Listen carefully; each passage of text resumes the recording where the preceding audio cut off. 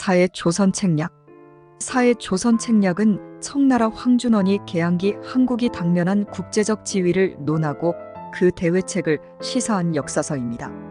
이 책이 중요한 것은 고종이 이 책의 내용을 보고 조선을 근대화해야겠다는 것을 깨닫고 근대화의 계기가 되었다는 것입니다. 조선 책략이 주는 가장 큰 교훈은 자강과 균세입니다.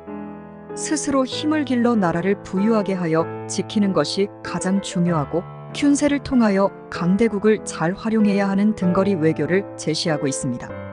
이 책은 1880년 일본에 파견된 수신사인 김홍집이 청국주일 공사관 참창관 황준원으로부터 기증받아 고종에게 바친 것입니다. 주목받은 내용 중 하나는 러시아에 대한 방어책으로 친중국, 결일본, 영미국 함으로써 자강책을 도모하라는 것이었습니다. 친중을 해야 하는 이유는 물질이나 형국에서 러시아를 능가하고 조선은 천여 년 동안 중국의 범방으로 지내왔기 때문에 양국이 더욱 우호를 증대한다면 러시아가 중국이 무서워서 조선을 넘보지 못한다고 하였으며, 결의를 해야 하는 이유는 중국 외 가장 가까운 나라, 과거부터 통교해온 유일한 국가라고, 설명과 조선과 일본 중 어느 한쪽이 땅을 잃으면 서로 온전하게 유지하지 못하는 보거상의의 형세로 결합한다고 하였습니다.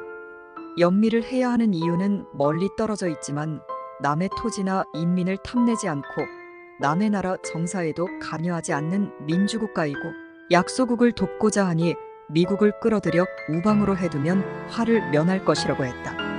이 내용은 조선의 문호 개방에 큰 영향을 끼쳤으며 위정척사운동과 관련하여 갈등이 발생했습니다. 이 책은 당시 국제정세와 외교정책을 논의하며 러시아의 남침을 방어하기 위해 영미국과의 수교론을 제시했습니다.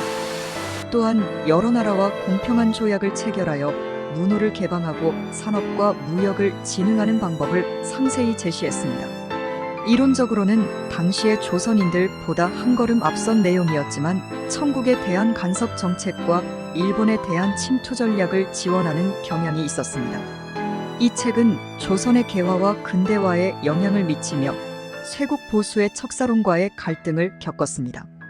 조선 책략이 말하는 또 하나의 중요성은 조선이 서양의 국제법, 질서에 편입하는 것을 외교정책의 기본 방향으로 삼아야 한다는 것이며, 그 질서를 뒷받침하는 것이 명분으로서는 공법이요, 정치 현실로는 균세라고 했습니다.